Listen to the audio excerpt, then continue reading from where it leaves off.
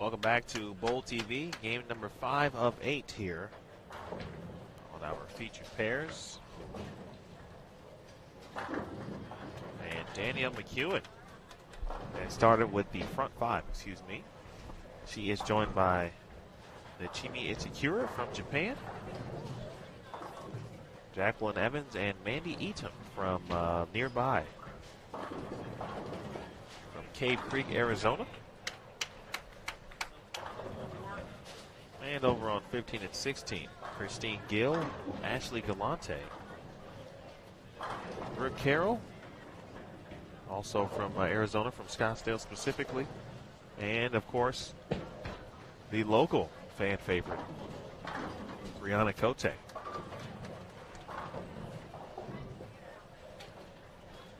Don't forget, folks, Earl is back for a second season, and that is Earl located in the International Training and Research Center, the International Bowling Campus. Stay tuned for more information as we continue Earl's journey to 900 right here on Bowl TV. Bowling lives here. Be on the lookout for next Earl episode in the month of July. As you can see, June is pretty busy for us, and so next episode, be on the lookout in the month of July. So we'll give you more information when it is time. Again, that is Earl's journey to 900. You're still not going to tell me if he does it, are you? No. He wouldn't tell me last year. You can watch it live, certainly, on Bowl TV. Want to welcome in my man Aaron in the chat. Aaron, two things, actually. One, I don't know if I know the proper way to pronounce your last name. I'm assuming, and I don't like to assume, but it could be Cook, or it could not be Cook. But please let me know in the chat. And then secondly, Craig, appreciate you. You're here, so I'll get you up to speed with Aaron. All right.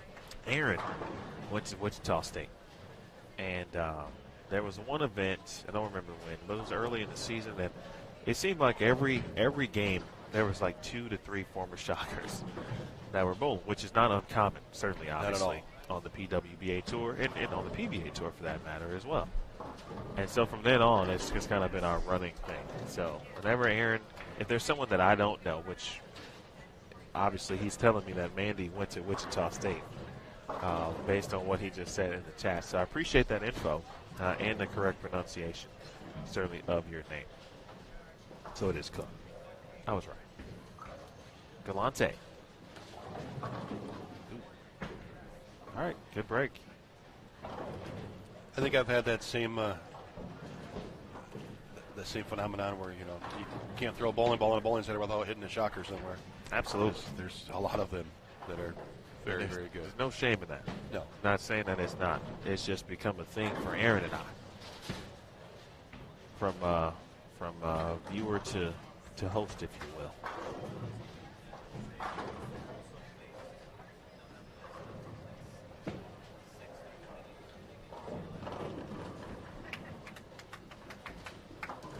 Mandy with some support. She was watching the Bowl of the Pros event, watching some friends compete.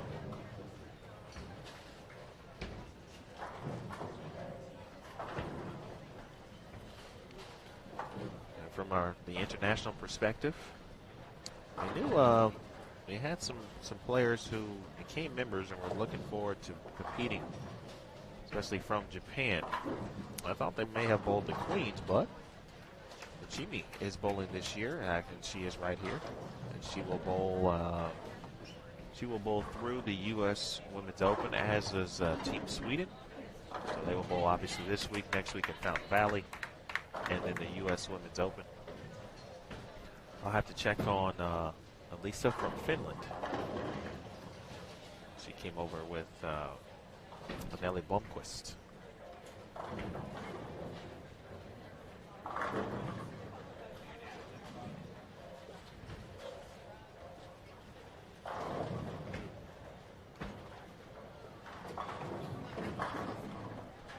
We do have a new leader. Whoa. What we got, Craig? Well, I hit the wrong tab, so I have to bring it back up. Sorry. I like the tease, though. She's a Hall of Famer.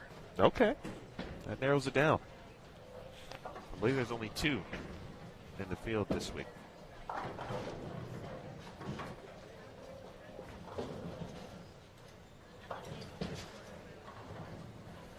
Kelly Kulik, plus 136. How about that? Missy Parkin with those back-to-back 253s we saw here in Game 4 live on Bowl TV in second, plus 129.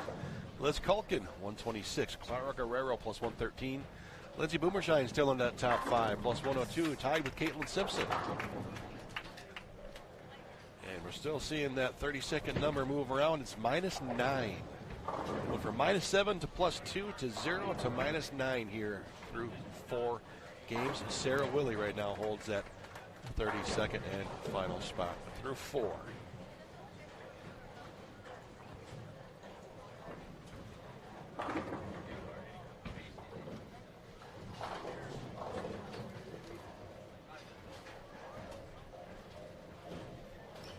You mentioned the Wichita State Shockers. That could be a fun little a PWBA live stream game. Is name the school these players went to. I think we could do okay. Oh, 100%. Yeah. I would feel very confident in that game of trivia. If we happen to get in a trivia contest and that was a subject, I'm drafting a meal. Definitely put me in the game, Coach.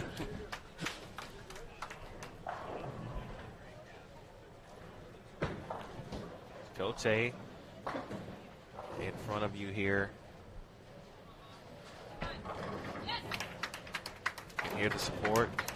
Bree with her husband Randy. One of her best friends, Sarah Strickland, is here this week watching. Her mother, father, and grandfather all bowled the Bowl of the Pros event last night with her grandmother watching on. So certainly a family affair this week for Bree, and she talked about some of the support that she was looking forward to receiving. Someone who's just used to just doing what she does, meaning, I go in, I'm prepared, focused, and trying to make sure I advance to the next round. But it is sometimes a little different when you do have that extra, few cheers in the crowd, so to speak. So look forward to. I think Bree's going to have a good event no matter what.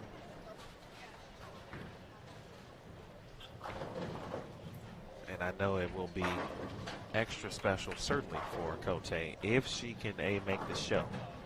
And certainly win. Right now, DMAC trying to make the show and was looking for an 8 in a row there. I want to crept high, and she leaves a 6-10. Ewing gave it a run last week, too, as she always does.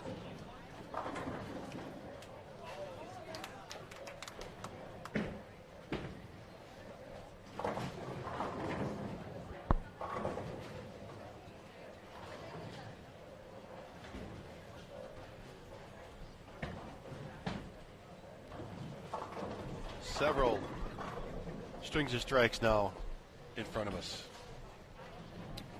Got a 6-bagger off to our right. Of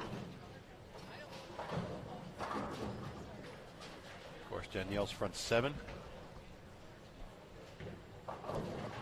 Couple strings on 15 and 16. It's game 4. It's game 5. It's transition time.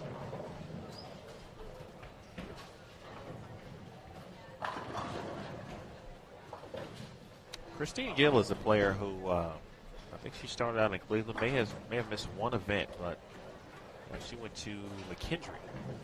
You can see she's got some game to her, and continues to grow and get some more experience on tour. Cote, bang! Brianna Cote right now minus 39 after a slow start, 133. You don't see those type of games from Bree very often.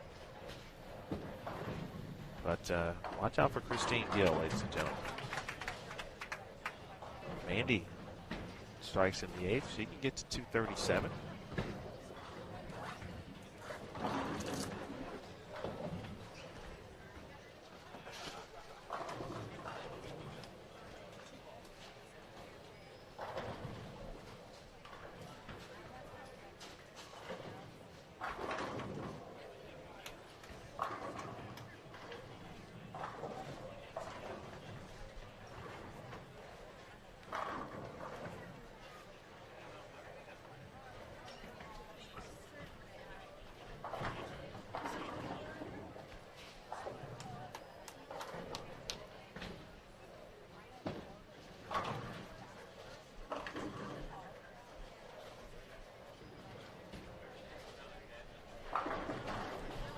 Danielle go to college? Fairleigh Dickinson. All right. I know that was a fairly easy one for you, but I just You know, it I took could me remember. took me 2 seconds though. Get a time clock on you. Going to get back on it. 9th frame for D-Mac. All right. D-Mac is certainly one player where if you see the same result twice and you're watching her, you go, okay, it's the lane. Because she is one of the best at repeating shots. So she might need to make a move here in this 10th frame.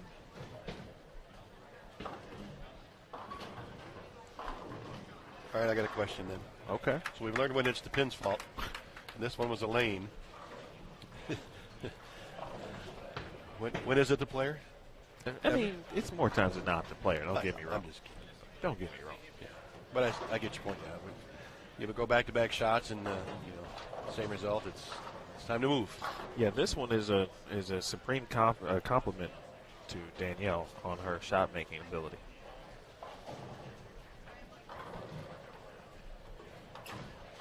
So maybe a little firmer. Same part of the lane, just a little firmer.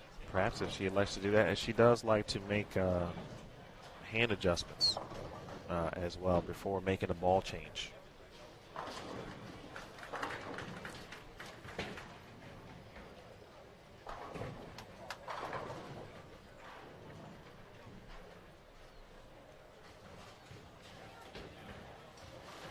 Left all the way for Brianna.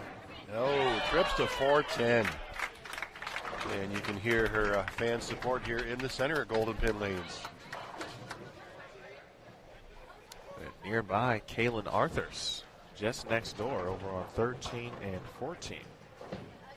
Also from Tucson. Looking for the back 8 and just made it look simple. 244 for Kaylin. Nicely done.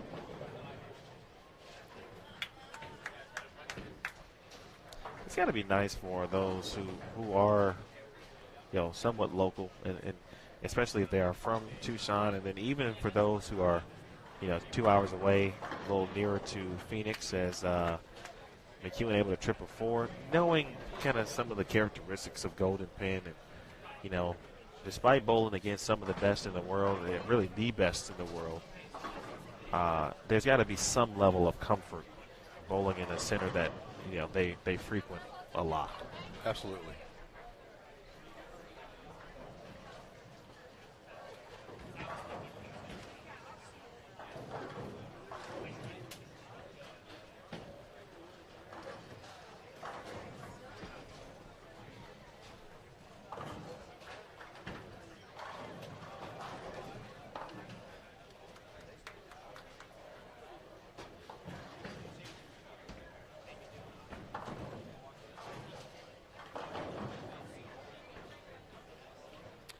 Danielle breaks up the split, her second shot in the 10th. 256 with a 10-pin conversion. Solid ball game. Move up the standings with that one.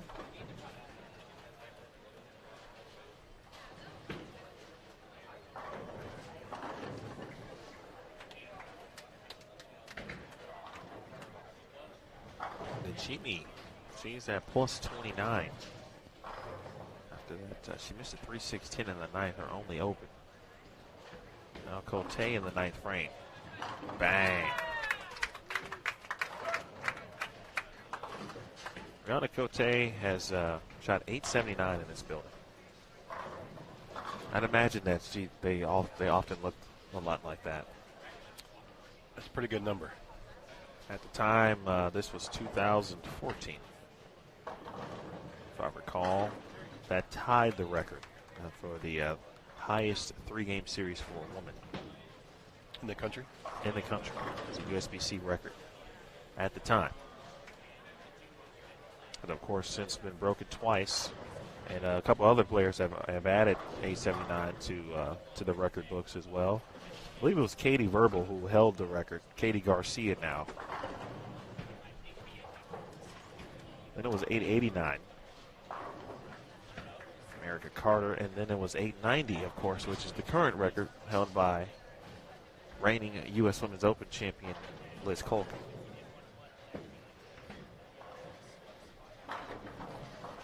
She went back-to-back big 800s when Liz did that. She's got 879 on the board, too. It was back-to-back, I believe. On the same record tab. I remember those, for sure.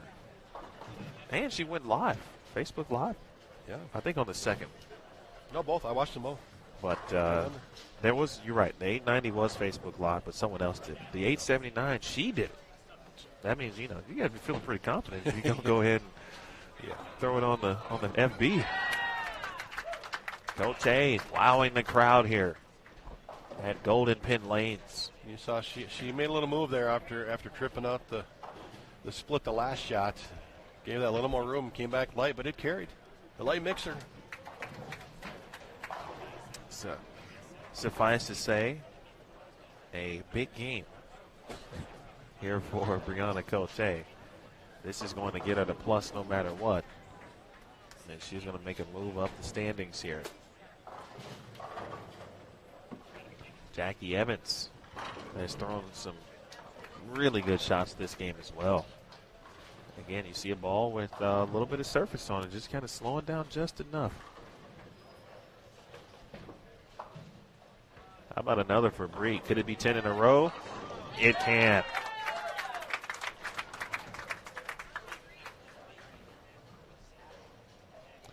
This is fun to watch in the sense because, Bree had a breakout season last year after a very tough 2017. We've documented it over the course of many events, and making changes in bowling ball weight, dropping weight in 15 to 14 pounds, brand changes, all of the above.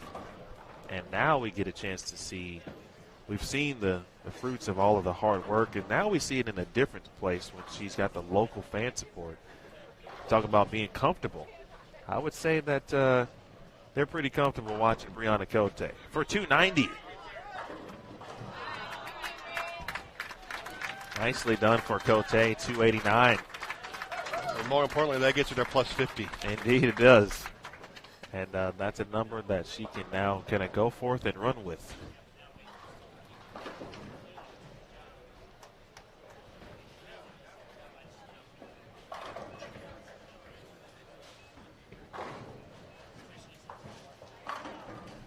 You heard me talk about Christine Gill a little bit earlier. Keep your eyes on Christine. 237. Nice game. She was right around where Cote was in the standings. And she won't get quite to plus, however, but she will get close to single digits. And getting back to plus here with one more game, she'll be within that range. Galante. That's a nice aggressive shot from Ashley. That was one of the finer shots I've seen Ashley toss here in the 2019 PWBA Tour. And she fist pumped with the proper hand. Bonus points. Ashley has been really working hard and trying to just continue her growth as a player on this tour. She went from a player who, trying to make cuts to being right around the number every week, perhaps just missing being 33rd a lot, that kind of thing, to now she's making some cuts, and now it's about, okay, can we make the round of 12? Each week it's a different goal, it's a different challenge. Yeah, I mean, she was a great young player, right? Former teen masters winner, good collegiate career, but just not quite where she wants to be on the professional level yet. But as you mentioned, it's she's inching along, baby steps. Yeah, I think, I think us as a whole, as we consume sports, and we see a lot of players who, have the early success and who are young, right? We look at the sports, everyone's looking at the high school prospects and projecting when they'll make the professional ranks and all that kind of stuff. But it's different for every person. It's different for every player. The process is never the same. And so we see that each and every week where, you hear it all the time. I think this player, I'm surprised that this player hasn't won yet, or this player. But now, it doesn't mean they're not putting in the work. You can see it. It's just different for every player. They get there when they get there. And there's so few titles available, and the talent level That's true. here is. I mean, you could when you have that opportunity, you have to take advantage of it. And do Yes, that's a great point. There aren't that many events. I mean, we've got a nice season, so to speak, when you think about it in that regard. But overall, you're right. There aren't that many. They go by pretty quick, and the talent level is tremendous. And so every week, I should say, we talked about it even more so right now. No player has made a show twice. And this is our 6th event. We've had 5 different winners already this year. That's never happened, at least since the relaunch for sure. We'd have to go way back and do some digging. But it goes to show you where we are on the PWBA Tour. It's a fantastic time to be a fan. If you're not on board right now, something's wrong with you. What are you doing? Not watching Bowl TV. That's for sure. Speaking of Bowl TV, we're going to make some adjustments and some changes across some things. And I might even get a snack. We'll be back in a moment with you here on Bowl TV.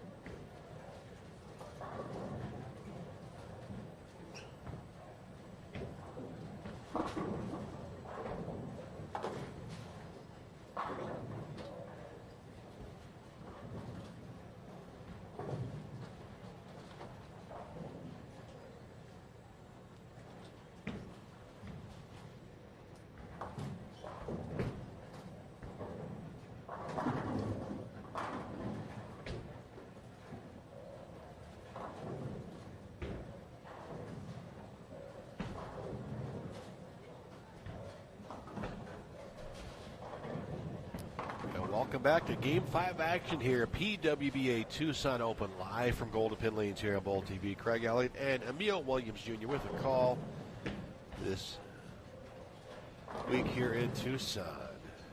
Elise Bolton, Liz Johnson, Anastasia Hurley, and Lee Blomqvist. Sweden, Jody Westner, Jordan Richard, Kaylee Tripp, and Linda Walbaum joining us here in game number 6. And Kelly Kulik holds on to the lead. 234 last game. She's plus 170 through 5. Liz Culkin is second. Missy Parkin, Lindsay Boomershine, Caitlin Simpson, your top 5.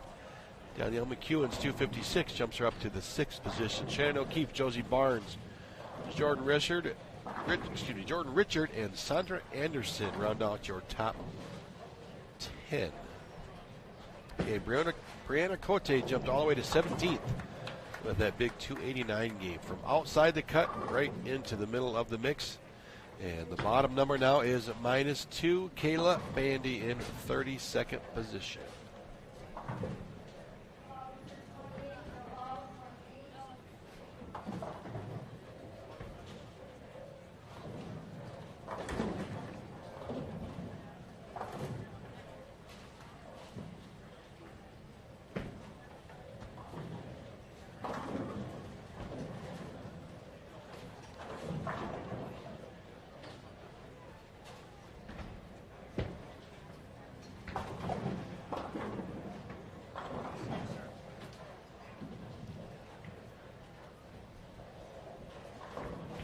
Find all the scores and follow your favorite player at pwba.com. Just click on scoring link. Take you right to it.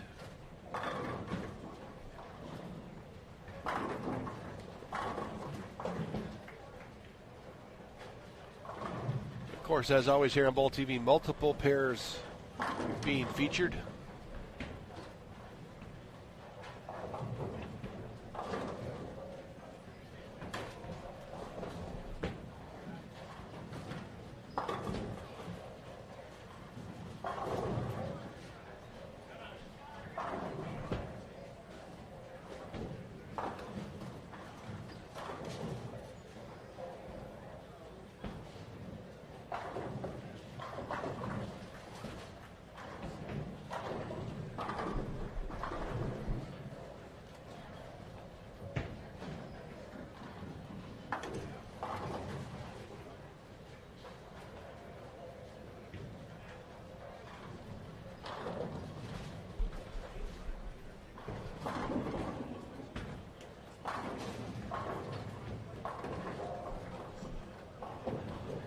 Our leader, Kelly Kulik, is available on lanes 11 through 14.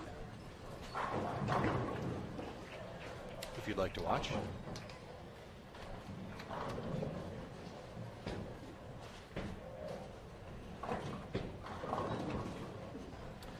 We've got our own Hall of Famer right here, Miss Liz Johnson.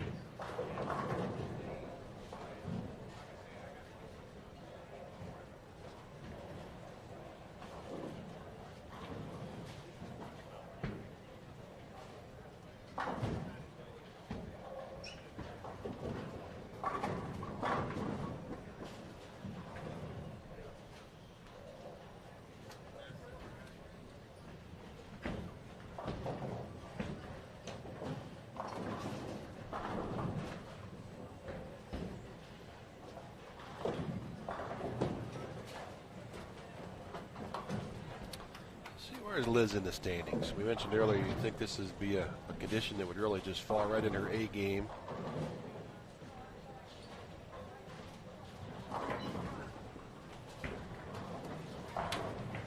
Currently minus 23.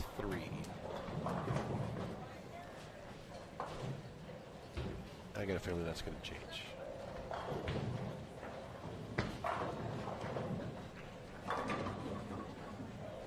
Get out of there, 10 pin. Yeah, fast track.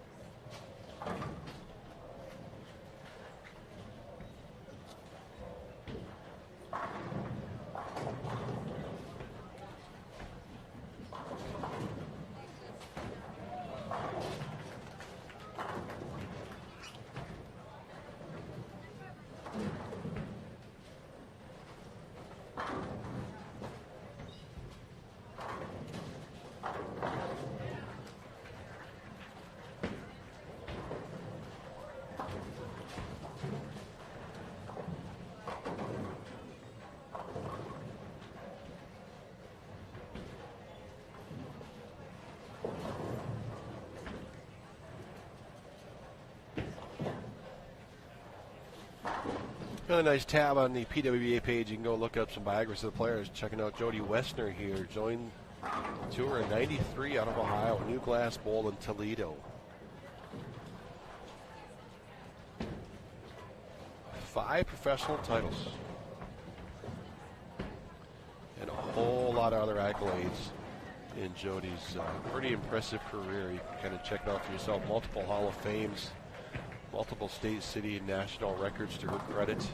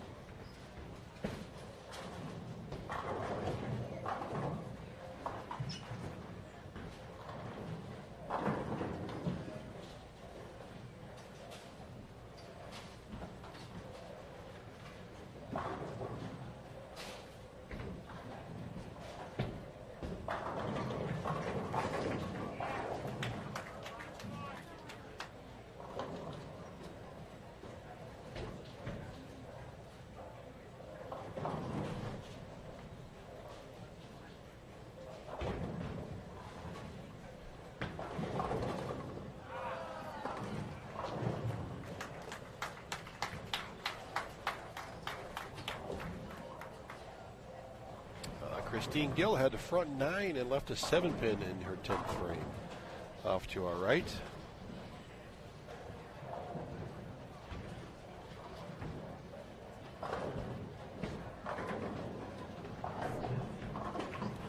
The pace of play is going along quite well today.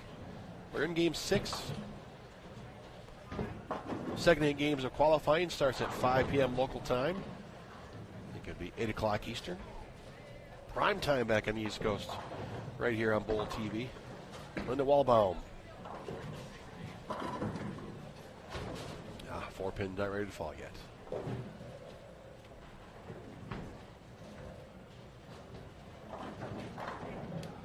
There's how you convert that washout. Nicely done.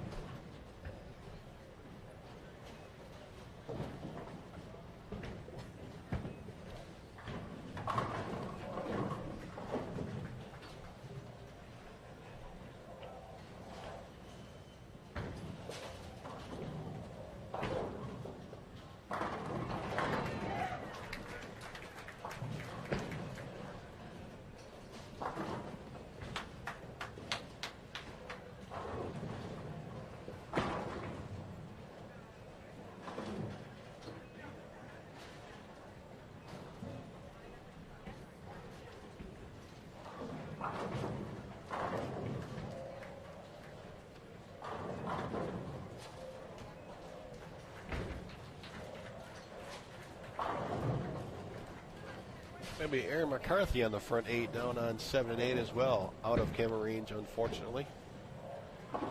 All sorts of strikes here in game 5.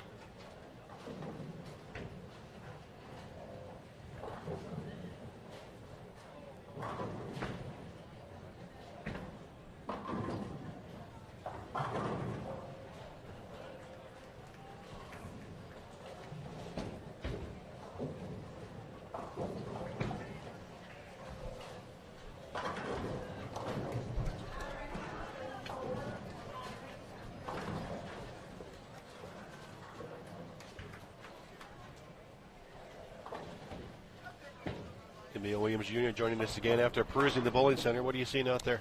Well, we had, you may have mentioned it, Christine Gill did have the front 9 and ended up with 278. Aaron McCarthy has the front 8 down on lane 8.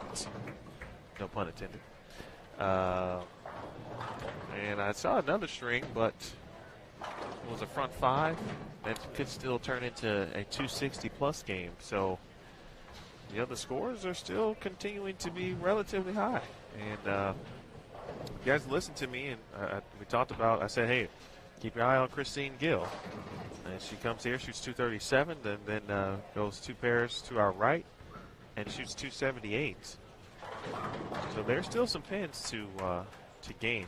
And I go back to last week with my mindset still thinking that they probably will get a little tougher as the pattern continues to be laid down. And so whoever can gain the most pins early, that's certainly going to help.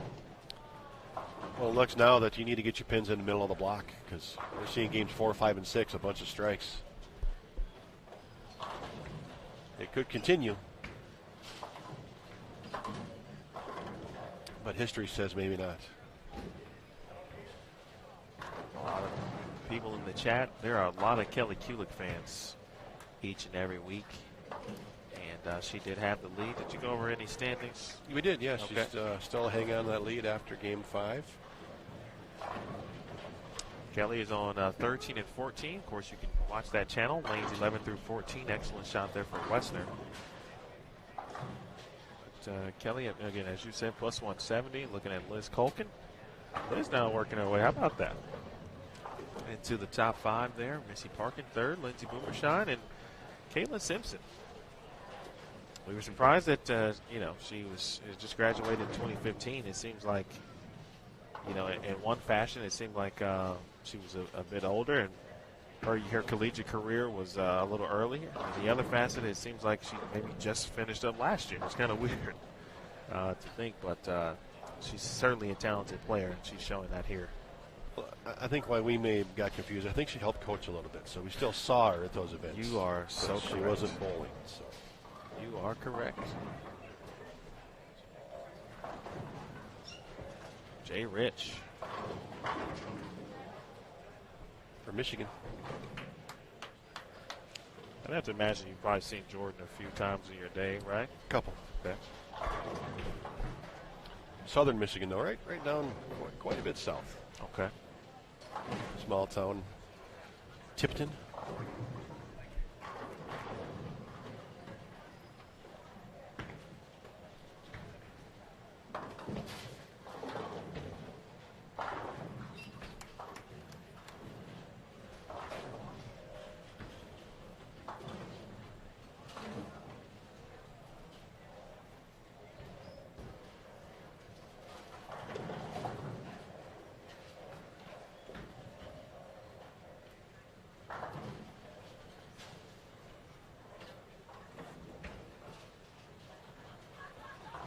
Like a split for Aaron McCarthy in the 9th. That string stopped.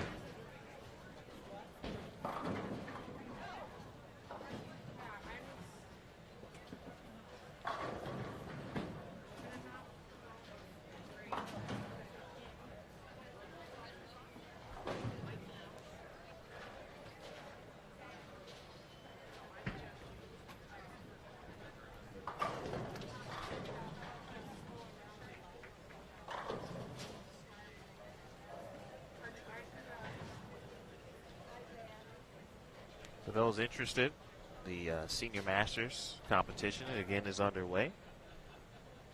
So you can check that out on Bowl TV. They are into match play. They are into the right side of the bracket and winners matches. Got 3 channels there. Again, if you scroll right, you will see the additional 2 channels available, along with the additional 2 PWBA channels, depending on what you're looking at or which resolution you may see on your screen. But they are live from lanes 15 through 18 and 23 to 26, as well as the featured lanes with Aaron Smith, 19, 20, 21, and 22. Matt Canizaro there, Daniel Farish. Appreciate all of their help. I'll support some of the best players on the senior tour on Bowl TV. Boy, Nelly can't get away from some of the tough splits with the tough counts. It's all the first one in frame 1 and the old S4 now in frame 7. You know, it's funny how the mind works. You know, I was talking earlier about those 410s 33 years ago. I had this 4 through the face. Apparently we never remember the good shots. But I remember doing this same thing. I was in a tournament in Detroit, had front 10, go 4 through the face. I missed a cut by a pin, missed a jack by it, pop by a pin. I don't remember anything else about that tournament except for that shot. 4 through the middle. Tough split conversion.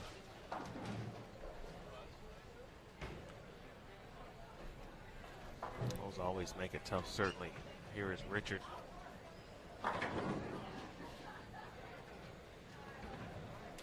It's been another solid season for Jordan Richard, as one might expect. She picked up an early win, didn't she? Yep. In Lincoln. already a two-time champion on the PWBA Tour. She also finished 5th in one event as well, just missing a step ladder. Finished 13th in an event, just missing the round of 12. Jody Wessner has been solid throughout. She's made the cut at every standard event so far on the PWBA Tour this season. Just went through some of her bio on PWBA.com, and it's quite impressive. Jody has been competing at a high level for quite a while. Yeah, and I think that one goes understated just because there may be some viewers who just aren't quite familiar with Jody, but she was part of, the older version of our tour. And the version that certainly many are familiar with and hold on to, certainly. Prior to 2003. She is immensely talented and so accomplished. She's in 4 Halls of Fame. Can you name them? Toledo, I think the state of Ohio. I don't know if there was Ohio Women's Hall of Fame. Yes. That would be, she's in that too. 3. And this is a tough one. Darn it. Oh, that's bugging me.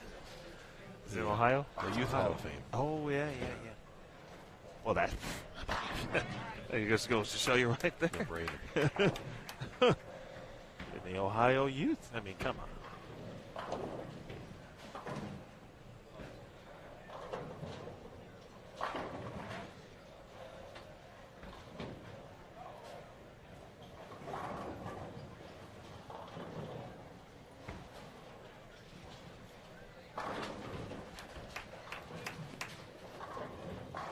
I want to thank the volunteers here this week at Golden Pin Lanes.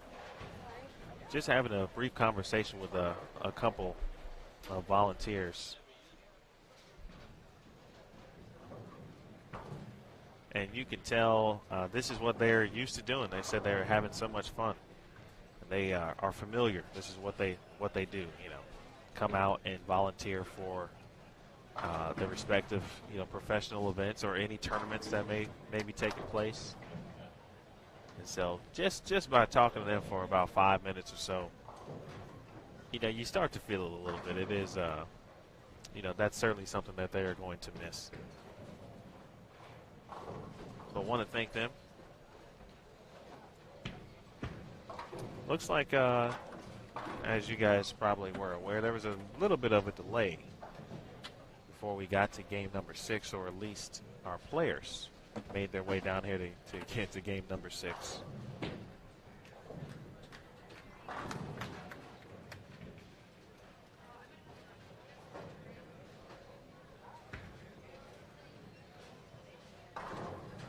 So they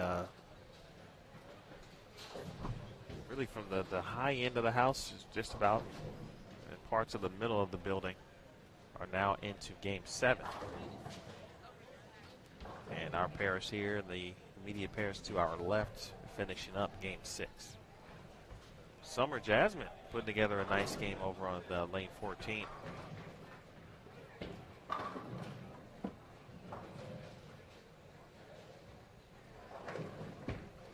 Summer's going to be in the 250s, make it 257 to be exact.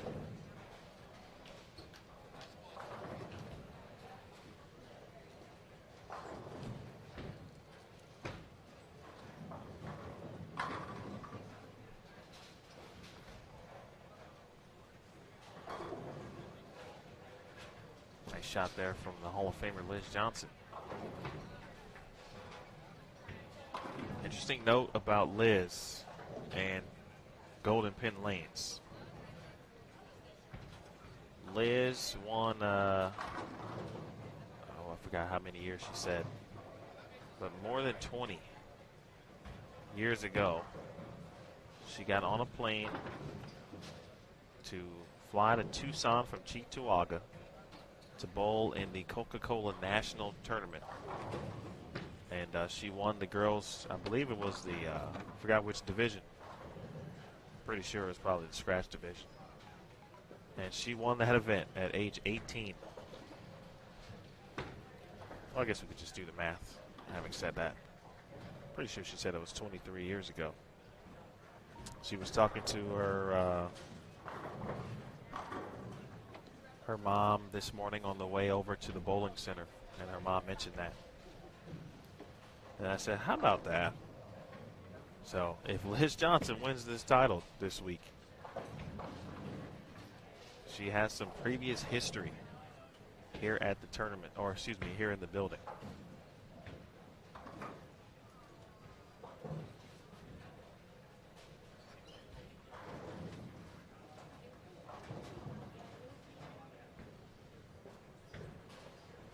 Since Craig was briefly not available, I'll share that note with him too.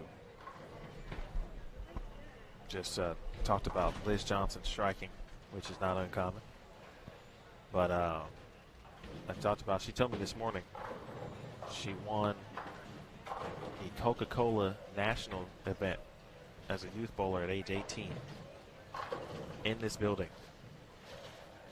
She was talking to her mom on the way over, and her mom mentioned that. So if we see Liz on the show, and she ends up winning, would be her first win here at Golden Pin Lanes. That's a nice little fact.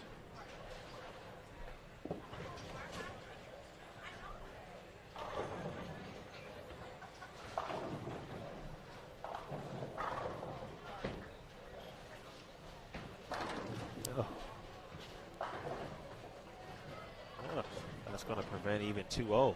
Liz went to college in Moorhead. She did. That's not an easy one. She only went 1 year, right? Yes. Yes. So if you were to equate what Liz did to today's collegiate athletics spectrum, that would be considered a one and done. And I also like to tell people, hey, listen, I went to college, and college bowling is great, and we all know it.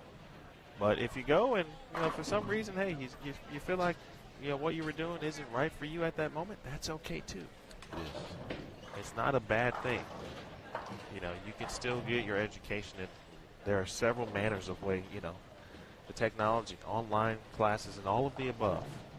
So if you have someone out there, folks, that, they want to go to college, not quite sure, maybe even they went for a year and they said, they can still get their education.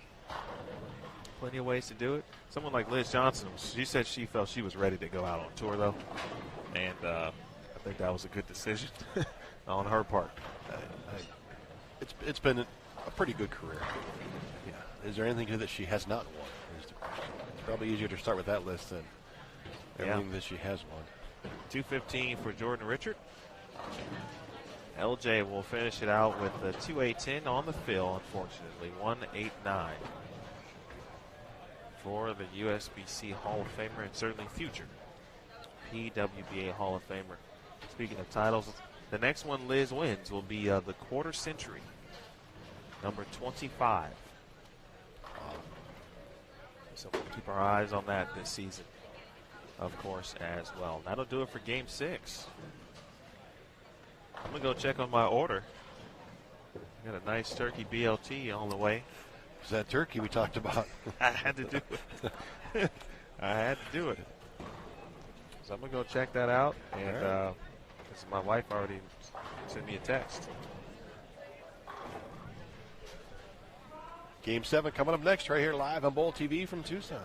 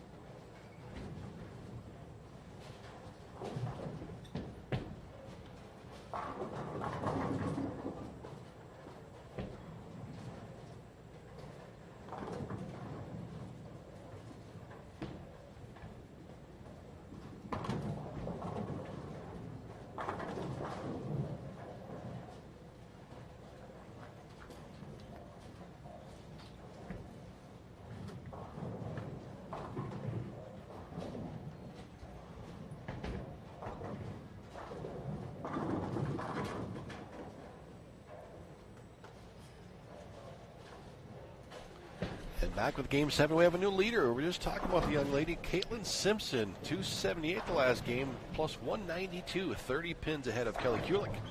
Josie Barnes jumps to third, Missy Parkin fourth, Liz Culkin fifth, Shannon O'Keefe, Sandra Anderson, Lindsay Boomersheim, Maria Jose Rodriguez, and Julia Bond round out the top 10 in that cut number now, 32nd position, plus 15, Diana Zev-Yalova.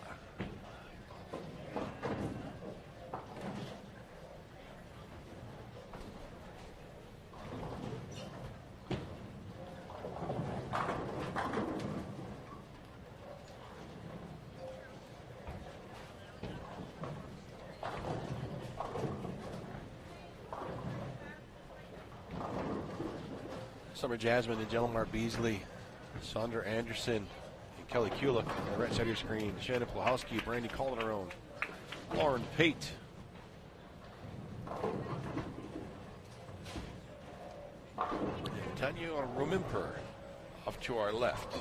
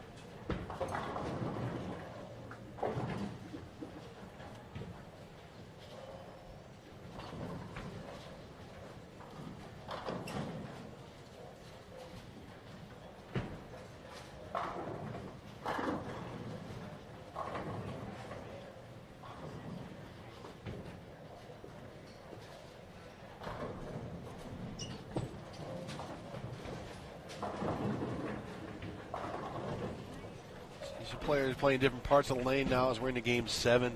Kelly Kulik getting in a little bit, shaping the ball. See Summer Jasmine on that same pair, trying to go a little more direct, maybe jam it in the 1-3 pocket.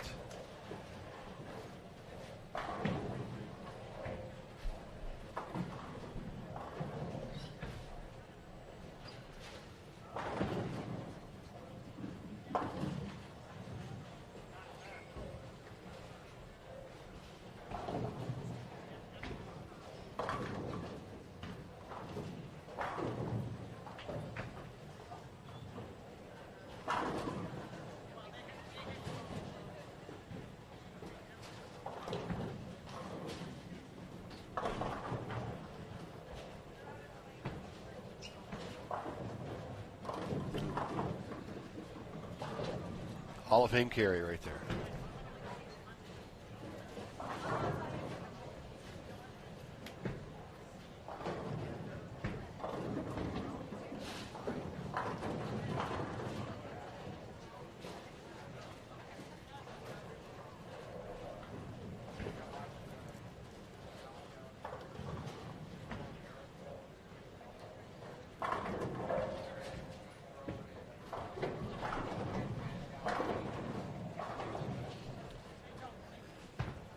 A not very nice 8-pin for Sandra Anderson from Sweden.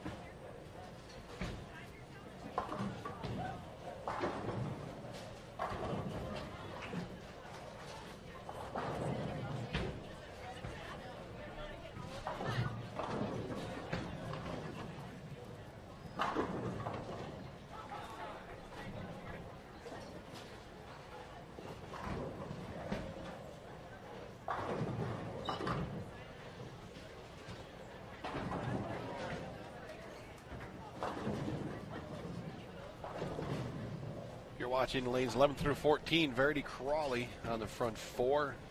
She is minus a lot more than usual right now, well outside that cut number. Good finish will give her a chance in this afternoon block. 5 o'clock local time. 8 more games here at Golden Pin Lanes in the PWBA Tucson Open. Halfway through game 7 of the opening block.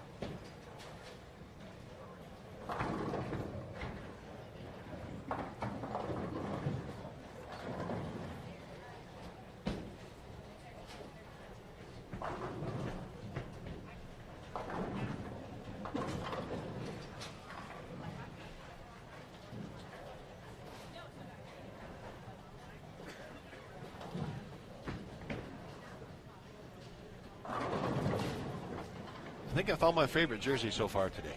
Kelly Kulik in the Donkey Kong jersey. I'm digging that. Kelly has, this year and a little bit of last year. Actually, now I think about it, last year she went with board games. So there was some Monopoly, for example. And I feel like, for some reason, I want to say the game Sorry was part of her, but I don't think it was. No. But she definitely had Monopoly, for sure. So she went board games. This year she was going with classic video games.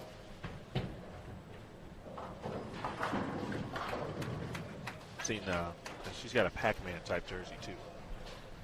Well, I hope she wears it tomorrow. I spent way too many hours of my youth playing both of those games, Donkey Kong and Pac-Man. So hopefully there's a Galaga one in there as well.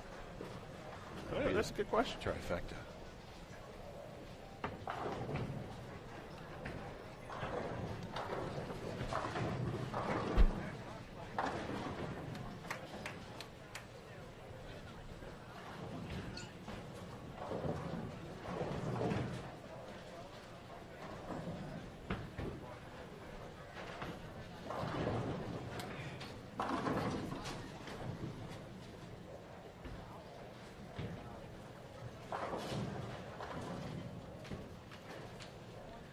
Right now, Kelly's just trying to figure out how to knock down all 10.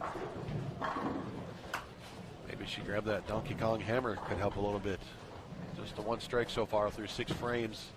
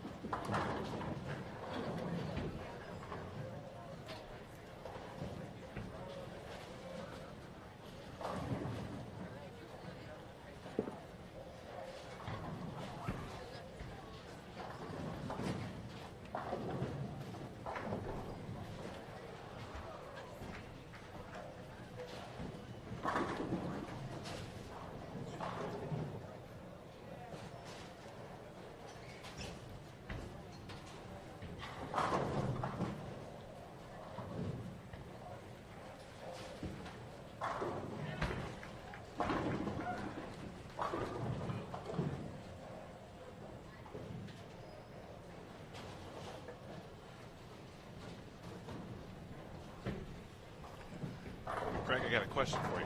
All right. Would you be either disappointed, upset, or both? Or neither? If I were to tell you that I don't recall ever playing Donkey Kong. I'd have to say disappointed. I'm really thinking long and hard about this. Very disappointed. I feel like, maybe I gave it a quick whirl, but it wasn't part of my video game staple. We're a slightly different generation. That's very true. I could play a mean Pong back in the day. Okay, yeah, that's they made movies about that. Yeah. That's like one of the funnest things in the travels that I get to do doing all these great events is going to some remote restaurant or lounge somewhere, and in the corner there's an old Pac-Man or Donkey Kong game that you can still run over there and play. And they're still out there. For those of you that are going to the USBC Open Championships in Las Vegas, the Las Vegas Pinball Museum. Have you been there, Emil? The Pinball Museum in Vegas? No. Oh, that's a must stop. No. Absolutely. Take several rolls of quarters and just enjoy the afternoon. I didn't know that was a Yes. what was the thing? Hundreds and hundreds of vintage pinball and video games. Wow. Well, good thing we're going to Vegas. Yeah, I'll be there. As will I. Where is it located? I have no idea. Everything's on the phone. Hey Siri. You really set that one up so well. I know it. Gotta do my homework. But nonetheless, brings up a good story actually. Minneapolis last year. USBC Open Championships multi-time titleist Matt McNeil was, of course, he lives in that area of the country. Aaron and I just went out and had a quick meal with Matt, and it was at an arcade restaurant. And I did not know that Matt McNeil's skills at pinball were the real deal. Really? Yes, they are. And so we played several games of pinball, and I learned so much about Matt that day. And so, I without question, I know he would know that where the pinball location is in Vegas. Now that I think about it, I could have just gave you a fake address. That's very true. I still probably would have confirmed it. Nice spare there for Kulik, 4-9. I too would have went to the technology to confirm your address. I had that conversation with someone recently about phone numbers. How years ago we had to remember phone numbers. Now, I don't know. I still remember my phone number when I was a kid, and my grandma's number, and the bowling center's phone number from 30 plus years ago, but I can't tell you my kids' phone numbers. No clue. There were numbers you had to memorize. And honestly, why that kind of comes important. A perfect example, a couple of weeks ago, my wife was in a car accident and couldn't find her phone. So someone was at the scene, give her phone, and she had to remember my phone number. Not always easy to do. Especially in the, kind of that spur of the moment, especially when something like that is in the forefront. It's tough to, just take a step back and try to think about it for a minute because there's a lot happening. I just remember that address, 1610 East Tropicana. That sounds familiar. How about that? Thank you, Kip. My man. That's why we like our chat. Or later. Front 7. You mentioned Crawley with the front 4 a few frames ago. She's turned that into the front 7. She needs it, too. A couple of 270 possibilities we see to the right. Looks like one. That's Jody Wessner. Yeah.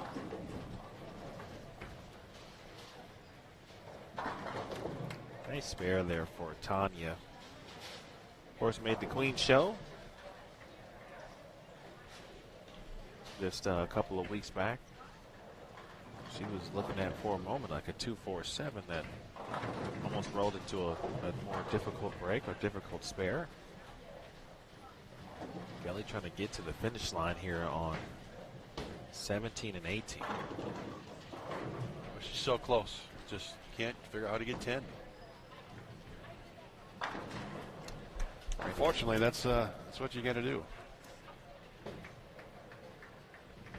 The old tough 3-6-9-10 converter for Brandy Calderon. You see Brandy back out. Bowling. Of course, nearby. Someone who also can play the gutter very well is Sandra Anderson. Remember the Queens run she went on back in 2016. And at the time, she was one of the only players playing in that particular area, which made it even more impressive. I'm a fan of hers for sure. I remember watching her last year in Fountain Valley. And, just a solid, fundamental game.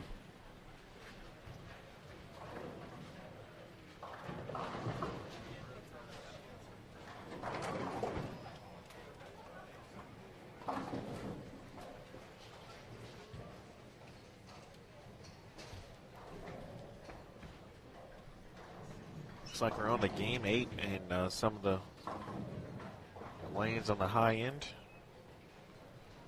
Good. Our next round will begin at 5 p.m. Local time, 8 p.m. Eastern. This evening on Bowl TV.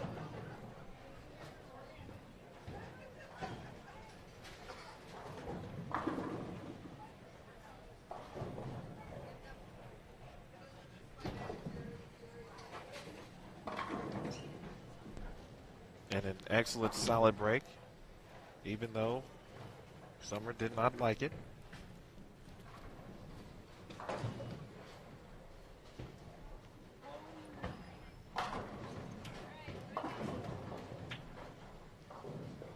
And if the open frame, actually 3 consecutive opens for Pulhowski. Those back-to-back good shots here. Wraps a 7-pin in the 8th frame. Pardon me.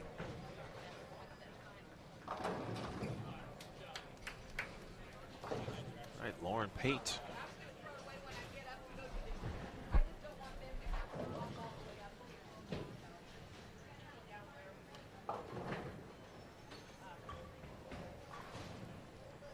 Lauren Pate at 17 to plus 39. Anderson able to get a nice break.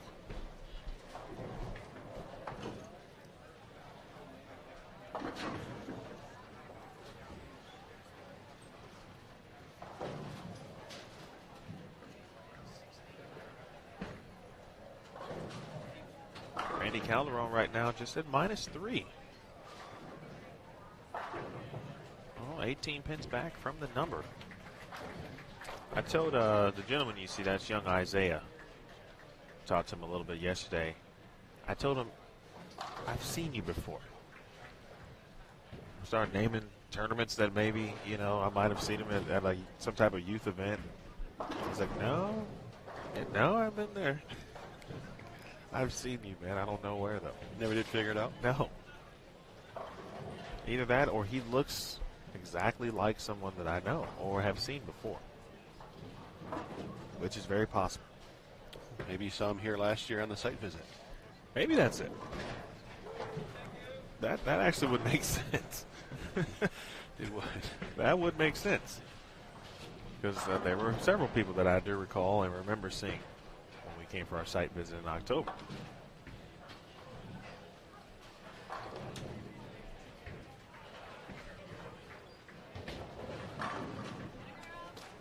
All right, there's Shannon chopping the 7 pin out there.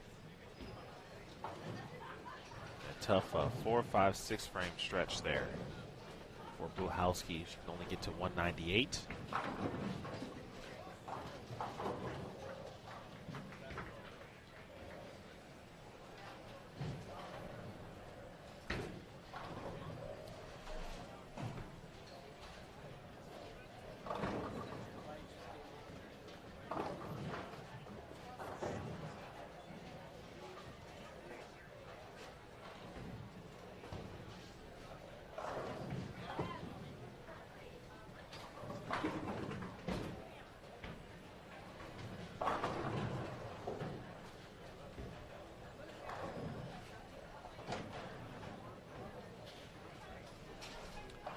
Be sure to check out PWBA.com. You can find all the scoring updates and all your favorite players, and of course tournament schedules as well. Russell Anderson, you can see the Women's U.S. Open schedule out on the website, as they're at Texas Station this year.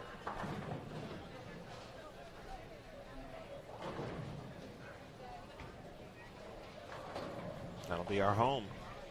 All right, so you will dominate me at collegiate bowler trivia. Ooh. How about who operates the pro shop at Texas Station? Yeah, I don't know.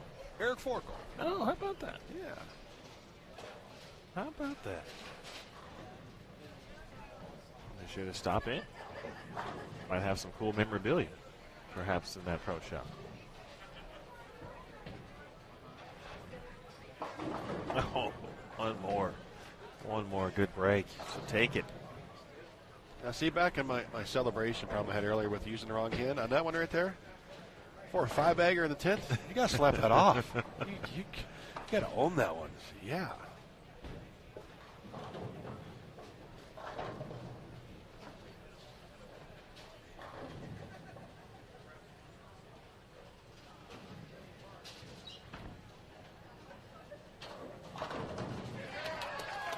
Verity Crawley trips the 4, and boy, she got a round of applause. Sure did. How about that?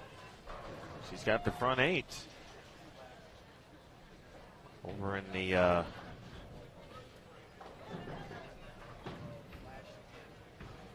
top right of your screen there. That's why Kathy Kubicki is one of the best. Nice shot there from Pate. That'll get her in the 2 teams with good count. Kathy's making sure masking units there are secure. So oh goodness, just off camera. Clara Gardetto leaving a solid 8.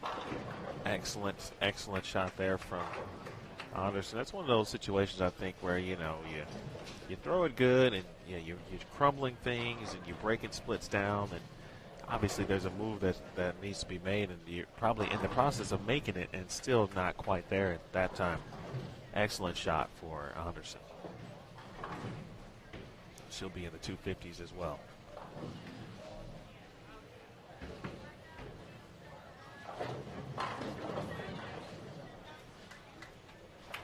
Nice finish for Kulik here. This doubled in the 10th frame. Peyton looking for one more. 9 is good on the fill. 213 for Lauren. Lauren at plus 79.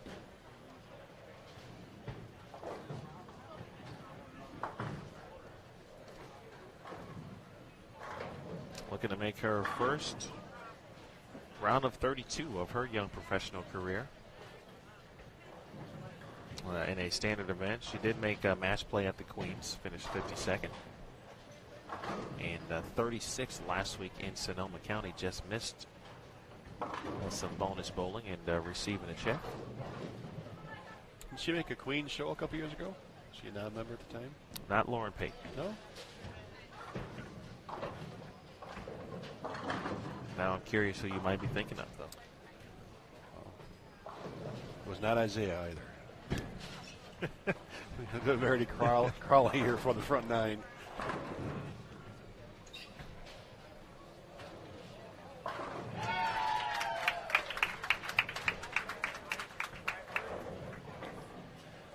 So the good news is you can stay right here on our feature pair. We'll show you the 10th frame for Verity.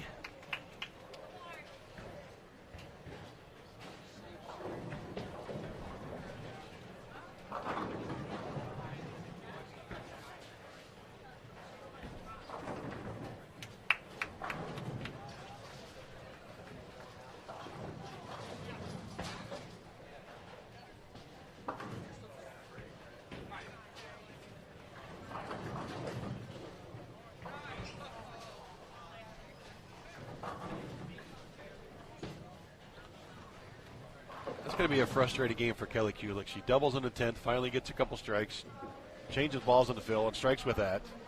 Couldn't strike all game long until the end. But just the one open, 191. It's not going to hurt too bad.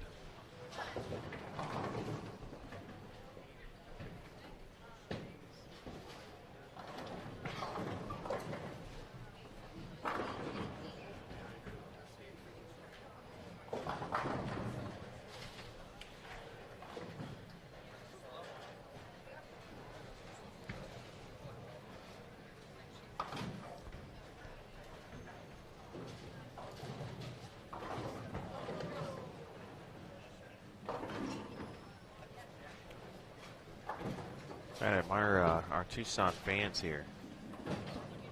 They are into it on every shot. Open in the 10th there for Summer Jasmine. That hurts.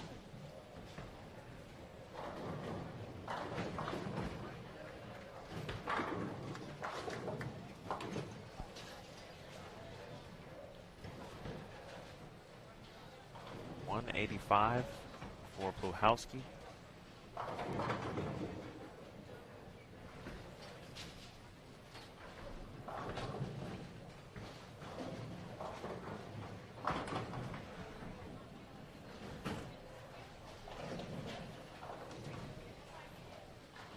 So it looks like our little area here will be the final bowling that will take place in round number 1, which is good for you, the viewer.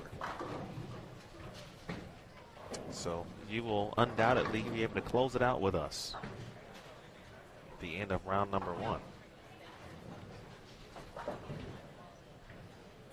And we'll get a chance for a little bonus coverage here on the feature pair. Verity Crawley, front 9.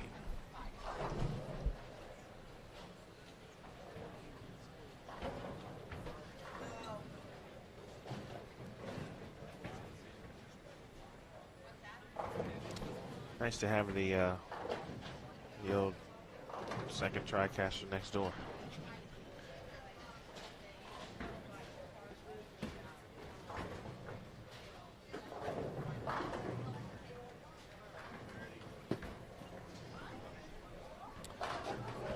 This foursome will join us on our feature pairs for Game 8, but not until Verity finishes up her 10th frame. The phones are out as well. A little late, but they all felt it.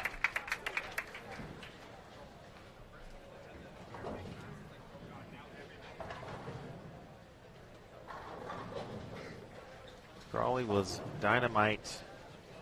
Thinking back to the St. Petersburg Clearwater Open last year. She tossed 23 in a row. So whenever I see her in this type of position, I always expect the job to be completed. And she came into this game at minus 97. This will be a nice jump in the standings.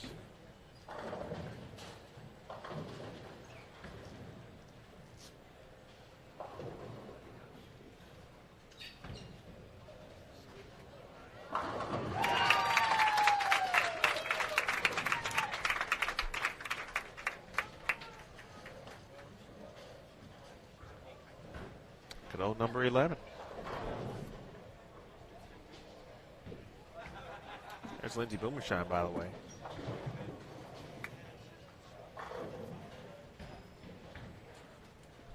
That pair, 11 and 12 into Game 8. It's a good game brewing for Danica Heekin in that split in the 10th. She shoots 214, and now the moment belongs to Verity Crawley.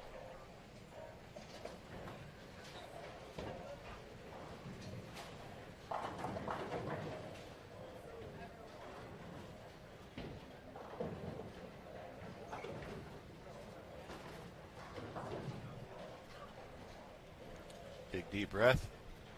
Here she goes for 11, looking for 12. Minus 97 to plus 1, 298 for Verity Crawley. And the crowd shows their appreciation for that very nice ball game. And we're going to get ready for Game 8, the final game of the block.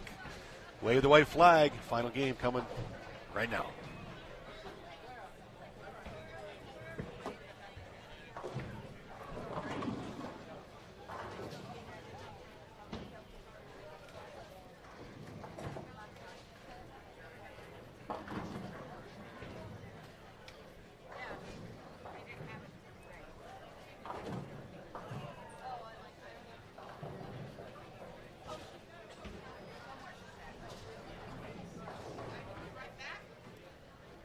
Tanya Raumemper, Lauren Pate,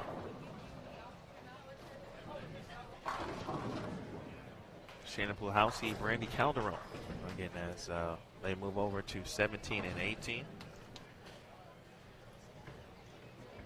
There's Tanya, graduate assistant at Mount Mercy.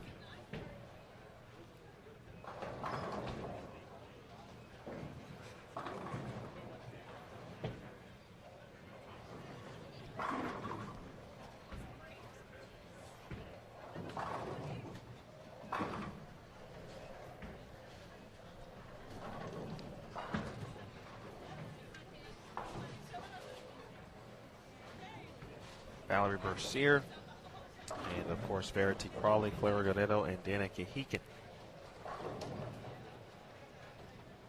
We'll move over to 15 and 16.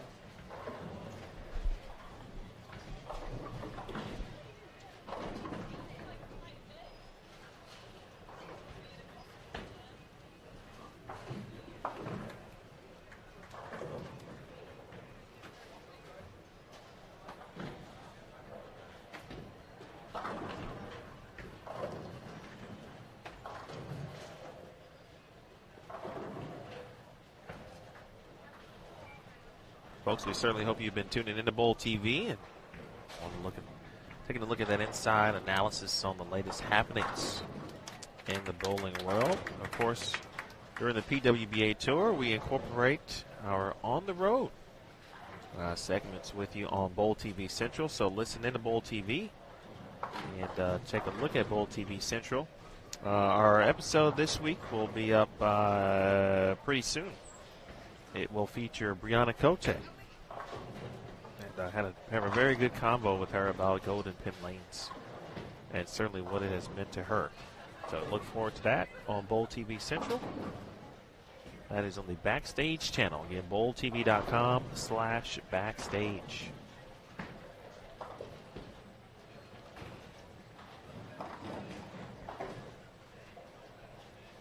Also available backstage, just some of the most recent items from our stops on the PWBA tour. Of course, last week we went mini golfing with Dasha Kovalova. That was fun, certainly. Many of you have talked about that one and complimented. Mainly Dasha, not only her skills, but we always talk about her personality, and was on full display there. And then we also was able to do a little tour with Liz Colkin. We were at the Lincoln stop of the Nebraska bowling facility. So just a few examples of some of the items you can check out on Backstage. Also in regards to the PWBA tour, I want to give a shout out to Ashley Scott of the United States Navy PWBA member. We told a little bit of her story as well. So check all of those things out. bowltv.com/backstage.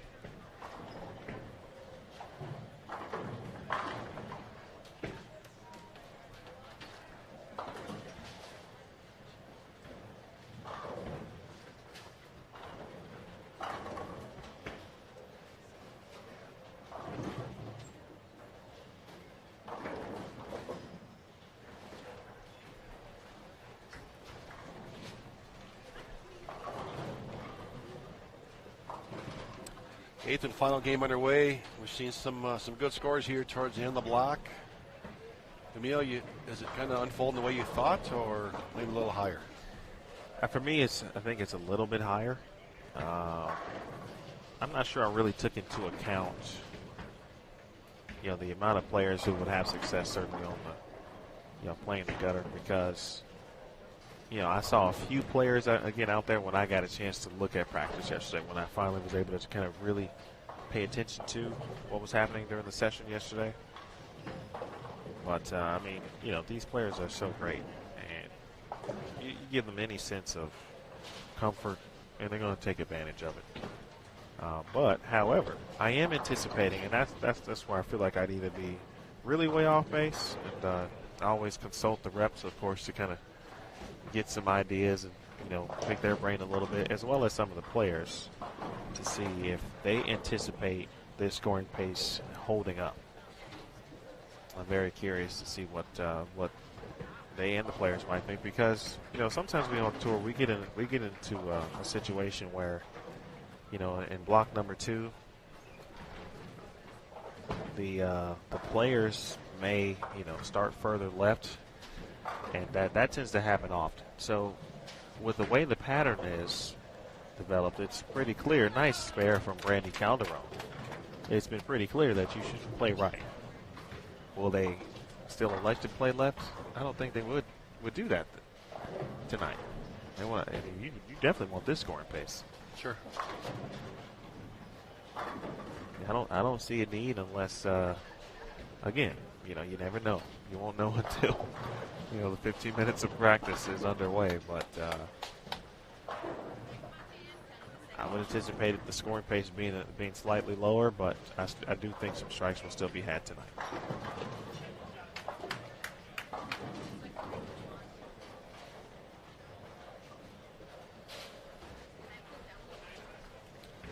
I think to your point, though, you got to believe that we're seeing the scores come in the middle of blocks, so players are going to want to jump into that part of the lane earlier, thinking, okay, I scored there a few hours ago. Well, you still have to wait for it to develop and come to you.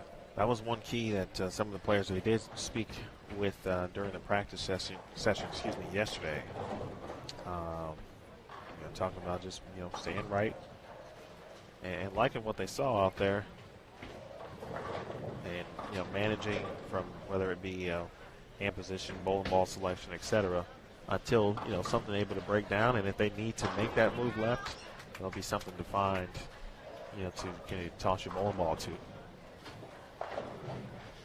But even still, I mean, no one, at least I haven't seen anybody except now Verity, who's given giving the fourth arrow a look right now. But I haven't really seen anyone that far left the entire day. So if you get to game 8 when you see that, it's probably a pretty good time.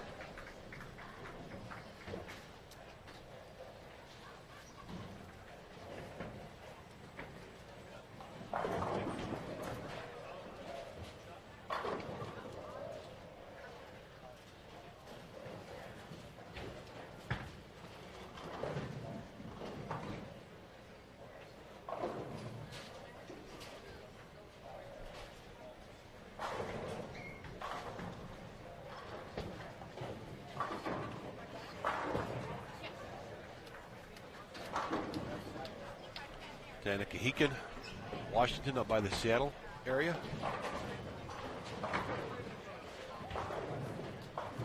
She's picked up a win recently. The women's PBA regional. The Daffodil Lanes.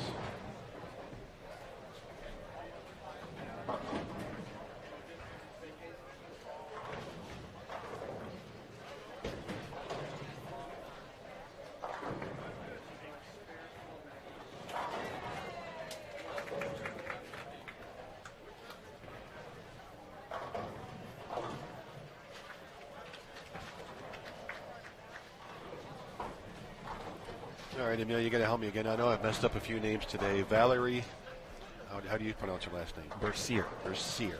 All right. That could be a tough one. Yeah, I could go Bercier if it's French. Correct. She gets a lot of that. She is from Canada. So I think people have associated that with her. I talked to her last week about which team. Yeah, I assumed that she was rooting for the Raptors, of course, talking about the NBA Finals. And Canada obviously represented in the NBA Finals for the first time. But she said she is from Toronto, but she's always rooted for the Warriors. She's been a Golden State Warriors fan. She likes Steph Curry. Well, that's really confusing. So I thought you were going to go with maybe Pistons being in Toronto. No, I shouldn't say always, but she is a fan of Steph Curry and the Golden State Warriors. So she was a bit torn to begin with. I can imagine.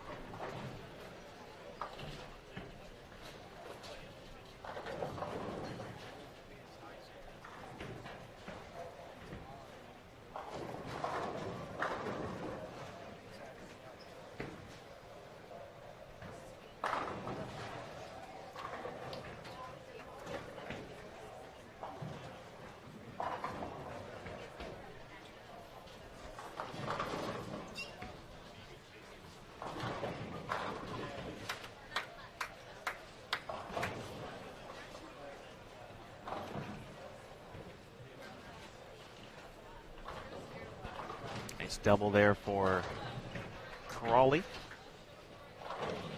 A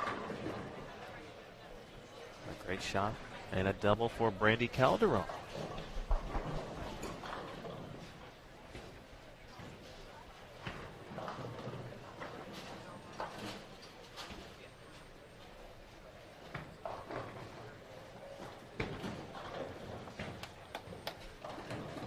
Do you have a rooting interest in the NBA Finals, Toronto or Golden State?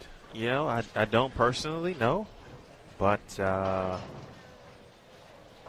am okay with whatever happens. But I kind of would. Let me preface it by saying I have no disdain or anything for Golden State. And I actually enjoy the Warriors very much. And I think some of the hate that they receive is unwarranted. That's just my own personal opinion. Having said that, I'm a big fan of Kawhi Leonard. And it's been interesting to see the element, what he has brought to the Raptors. And so, it'd be cool to see Toronto win.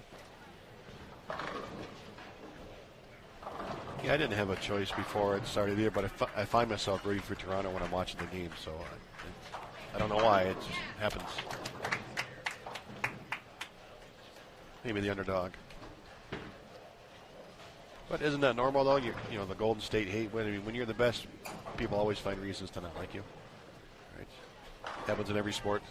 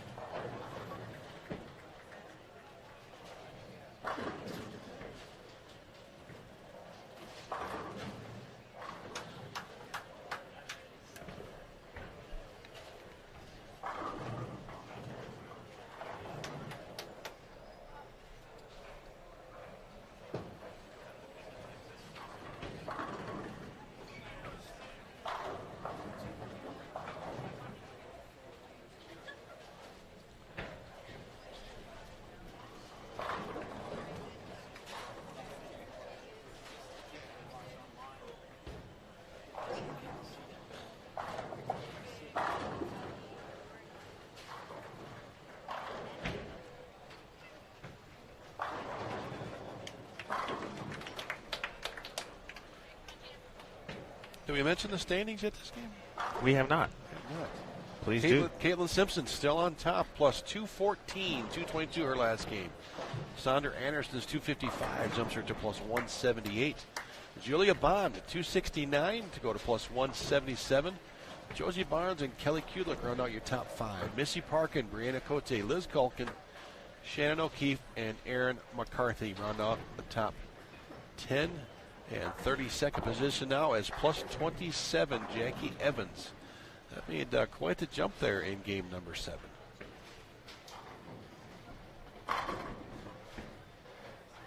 There's Valerie just a few pins behind that 32nd position at plus 19, 8 pins back.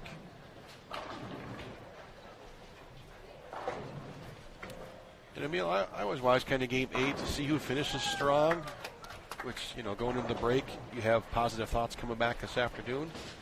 Even if you didn't have a great first 7 games, if you finish good, that gives you something that, you know, lunch digest better. You might actually rest a little bit instead of thinking, well, what should I have done, or what could I have done, or maybe if I threw this ball. So regardless of how you started or how you got to game 8, just try to finish on a high note somewhere, because you have 8 more games to go this afternoon. Happy thoughts. I couldn't agree more with that. And momentum is, it's a funny thing. I want to give a,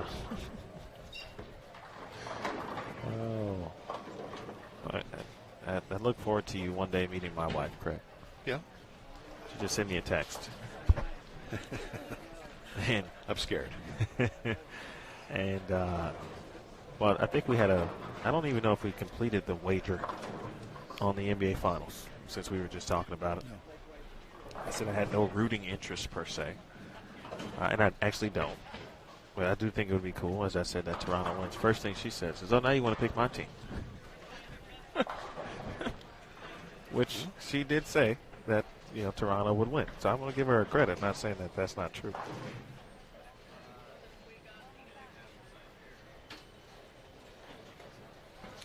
You're welcome, honey. No problem. Well, if the Raptors win, is the first onesie going to be a Raptors onesie? No, we'll still keep it in the house. Bulls. Just making sure. Let's not get crazy. No, I'm not jumping ship. I'm going to give him a round of applause, though. That's going to be it. That's some Brandy Calderon fans in the chat. Brandy, of course, the sister of SBC Masters champion Brett Wolf.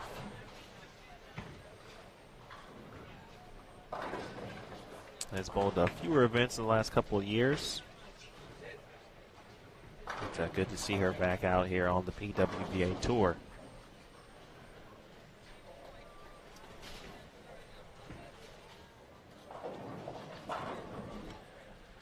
And Valerie coming up on lane 15, looking to keep that strike train going. Try to get up inside that top 32 going to break.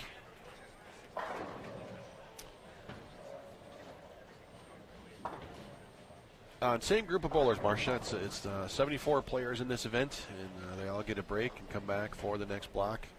We'll see a different group on all our camera pairs as they'll shift a little bit as far as where they start. But the same 3 sums and foursomes you see here will be bowling again this afternoon.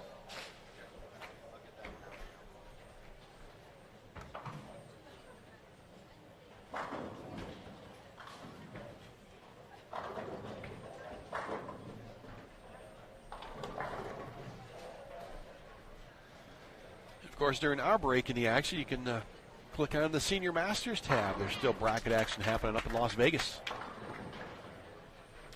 So I hope you got all your chores done yesterday.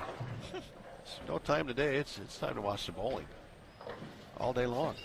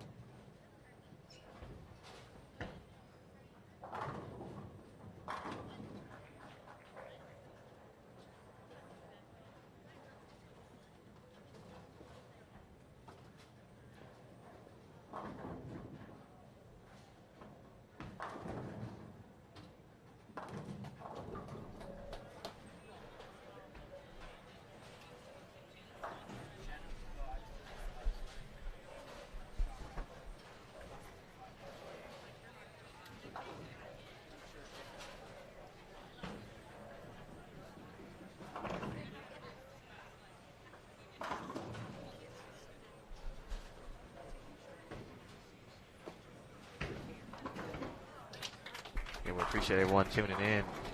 As Brandon mentioned and Tony talked about, Brandon, interesting top four. Tony mentioned Julia Bond making the climb all the way to third now.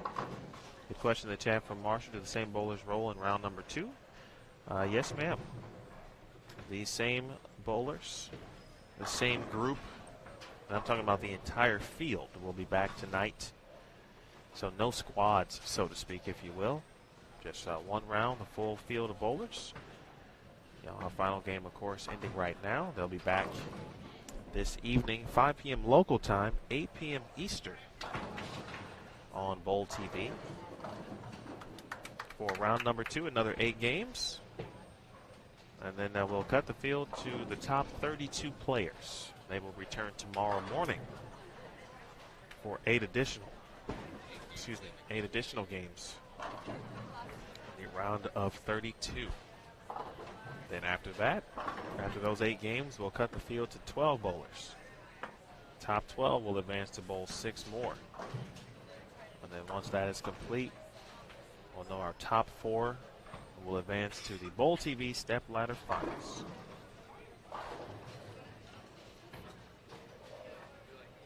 That's a lot of games. A lot of games. Indeed. I bowled 33 games last year.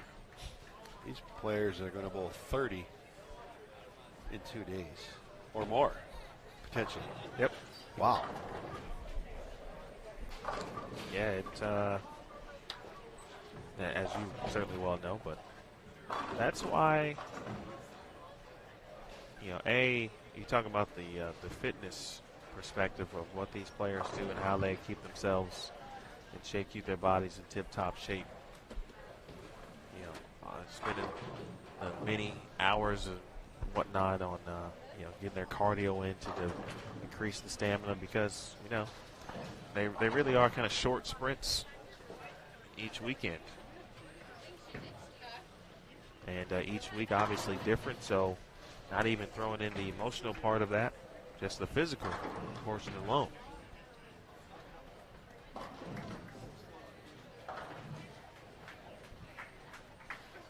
The good news is we should have a pretty decent break.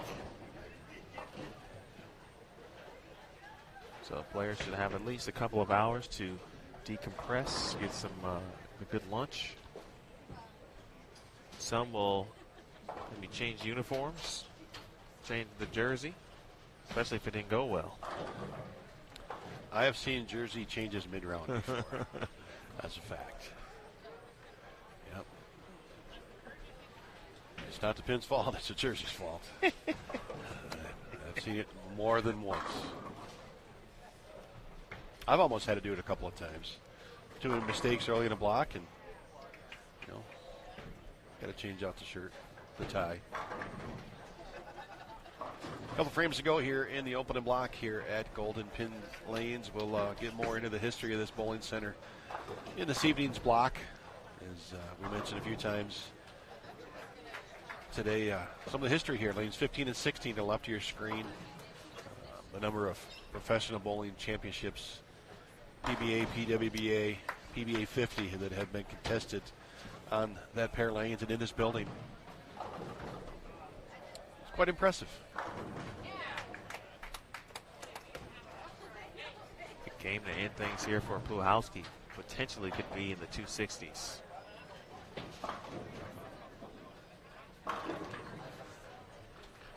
Shannon at plus 84 after 7 games.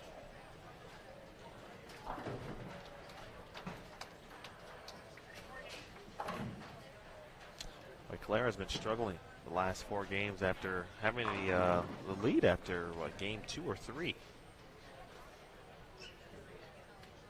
It's a similar situation to what Shannon Pluhowski went through last week in Sonoma, where she opened up qualifying with 769. And then really for the next 13 games, we were just trying to stay above even.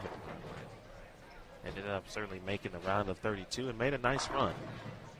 They try to get a spot to the round of 12. Clara went 229, 235, 258.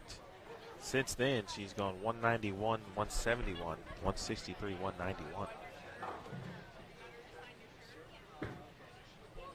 So she bowled much better on the high end of the house, made the turn down here, and something was a little bit different. Didn't find it to her liking. Both players from Sweden this week right now are in the top 32. Or 3 players, excuse me, 2 of the 3. And Nelly Blomqvist is also competing this week. Sandra Anderson is 2nd. Flack is 24th. Blomqvist right now is 68th. Mentioned Chimi Ichikura from Japan, bowling her first event here in 2019. She is 31st after 7 games.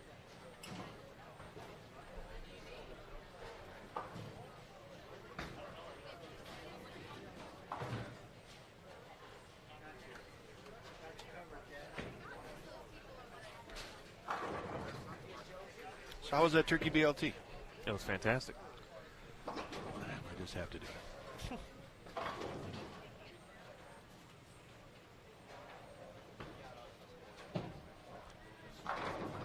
Valerie, she give that one the stare down.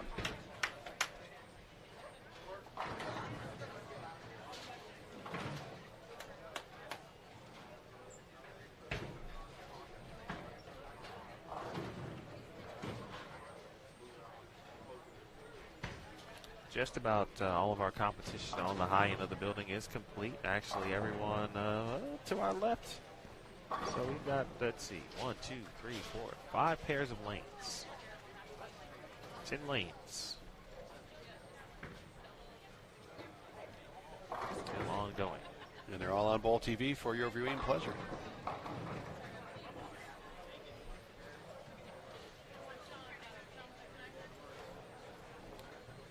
Verity 298 last game, not going to have the same score this game.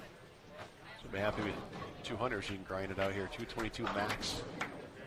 Couple of splits.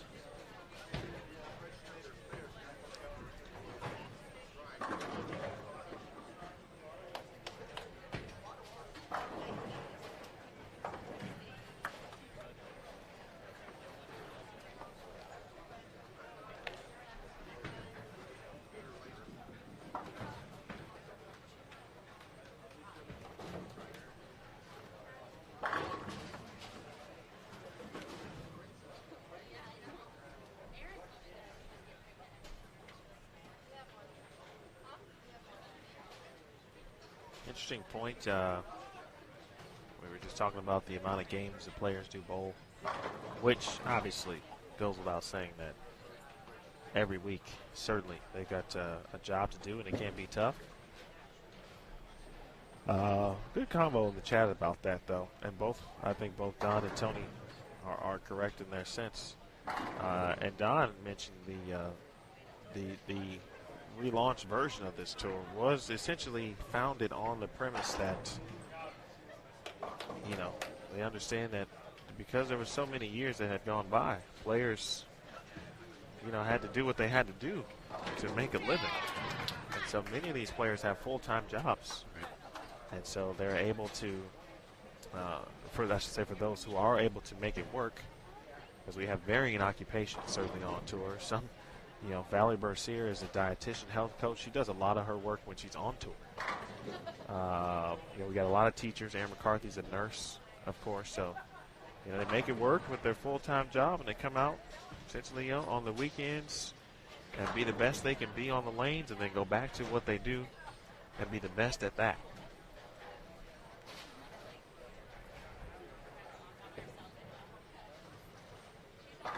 Tony is completely right. Then there are those who say that bowling is not a sport. When really, and obviously we know it is. But all you had to do is just look at the weekend on PWBA. Count the games. Watch these players perform at peak levels. And then talk to them. Because if you really wanted to challenge somebody, you'd say, okay, come out and do exactly what a PWBA player is doing, or even simulate it somehow where you are. We'll watch you. You need video proof. I think you have to do it under these conditions because you add the mental side of it as well. I mean, mentally it gets exhausting, not just physically. Physically, these players can bowl all day long. It's the mental. That's why you need the break. You need the time away. Yeah, the decompress is so important. Especially, again, the blocks are long. They don't always go your way. They're troublesome. Sometimes they can be just a complete grind. Nice finish there for Pluhowski. 255.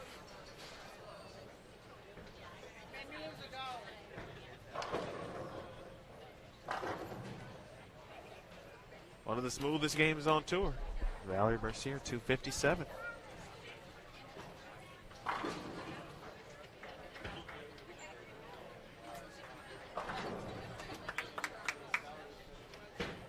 Ooh, Ashley brought up a good point, Craig. Or a full weekend of college bowling. Yes. As someone who has participated in college bowling and certainly has worked it on this side of the lane, if you will, I would 100% agree. Then you got to throw in the student part of that too. That's a whole different ball game. Which 8-page paper you got to write on a weekend? Not what Verity was looking for. The split bug.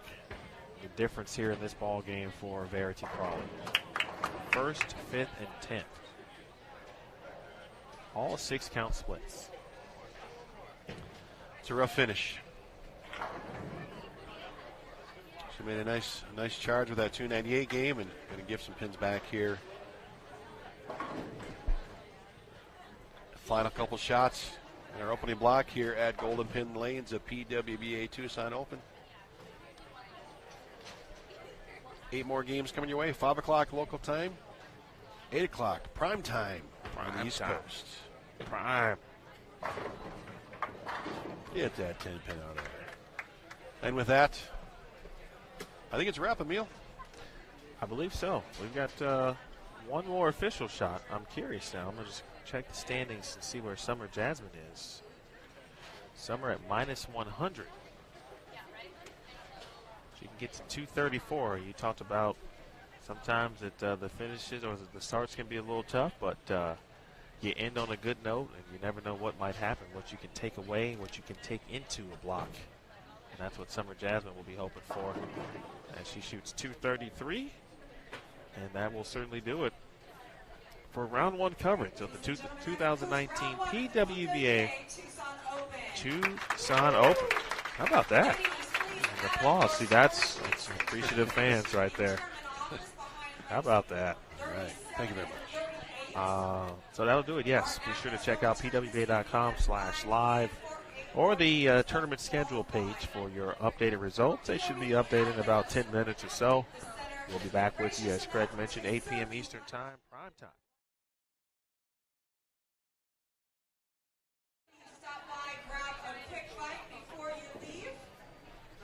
I want to thank Craig for joining me this week. Craig, that was fun. What do you say we do it again? All right. I'll be here. Okay. He's in for tonight. So we'll talk to you in just a bit. Be on the lookout for PWBA Social. And we'll have a video recap as well as a short story on PWBA.com. So for Craig Elliott, Curtis Von Kruger, Terry Bigham, Tennille Milligan, Kathy Kavicki, and Kathy Watka, my name is Emil Williams Jr. We'll see you tonight. You're watching the 2019 PWBA Tucson Open. You watched it live and you watched it only on Bowl TV. Bowling lives here.